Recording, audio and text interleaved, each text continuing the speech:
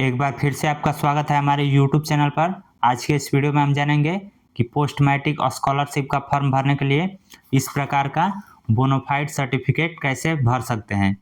इसकी ज़रूरत जब आप पोस्ट मैट्रिक स्कॉलरशिप के लिए ऑनलाइन करेंगे तो वहाँ पर बोनाफाइड सर्टिफिकेट में इसी को अपलोड करना होगा। तो इस वीडियो में हम कंप्लीट प्रोसेस जानेंगे कि कैसे इस फॉर्म को भरेंगे और फिर इस पर साइन मोहर कहाँ से होगा। तो चलिए वीडियो को स्टार्ट करते हैं। तो यहाँ पर आप देख सकते हैं हमारे पास ये बोनाफाइड फॉर्म है। अब यहाँ पर सबसे पहले डेट लिखना है। तो आप जिस डेट को ये फॉर्म भर रहे हैं उस दिन का डेट लिखना है। जैसे हम आज का डेट लिख दिए। अब डेट लिखने के बाद यहाँ पर अपना नाम लिखना है, या आप जिसके लिए भी बोनाफाइड सर्टिफिकेट बना रहे हैं उसका नाम लिख दीजिए। जैसे मेरा नाम इस तरह से लिख दिए। अब नाम लिखने के बाद यहाँ पर रजिस्ट्रेशन नंबर पूछ रहा है, तो रजिस्ट्रेशन नंबर आप रोल नंबर भी डाल सकते हैं यहाँ पर, या फिर यदि आपके कॉलेज में रजिस्ट्रेशन नंबर मिला है तो रजिस्ट्रेशन नंबर यहाँ पर डाल सकते हैं, या फिर इसको खाली भी छोड़ सकते हैं।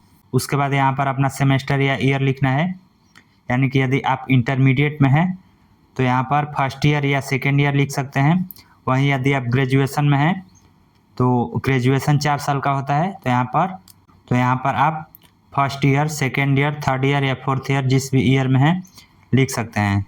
जैसे हम यहाँ पर इंटरमीडिएट के लिए बता रहे हैं, मान लीजिए हम यहाँ पर सेकेंड ईयर में हैं तो यहाँ पर सेकेंड ईयर इस तरह से लिख देंगे। उसके बाद कोर्स नेम, तो हम यहाँ पर इंटर का डिटेल्स भरे हैं तो कोर्स नेम में साइंस से हैं, आर्ट से हैं या फिर कॉमर्स से हैं ये लिखेंगे।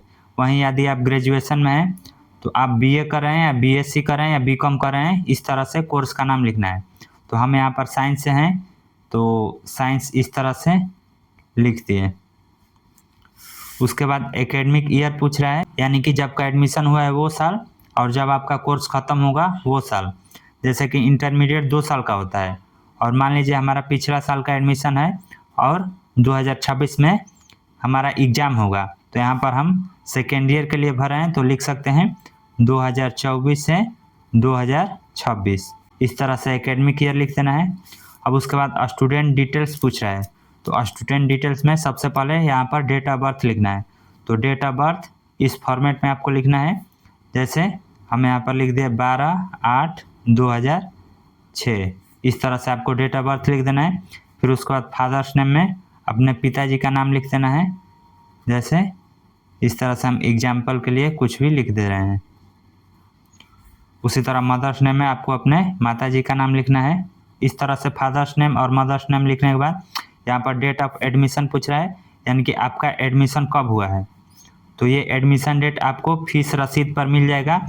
नाम लिखवाने के बाद जो रसीद आपको मिला होगा उस पर डेट ऑफ एडमिशन करके डेट होगा, तो वो डेट यहाँ पर लिखना है।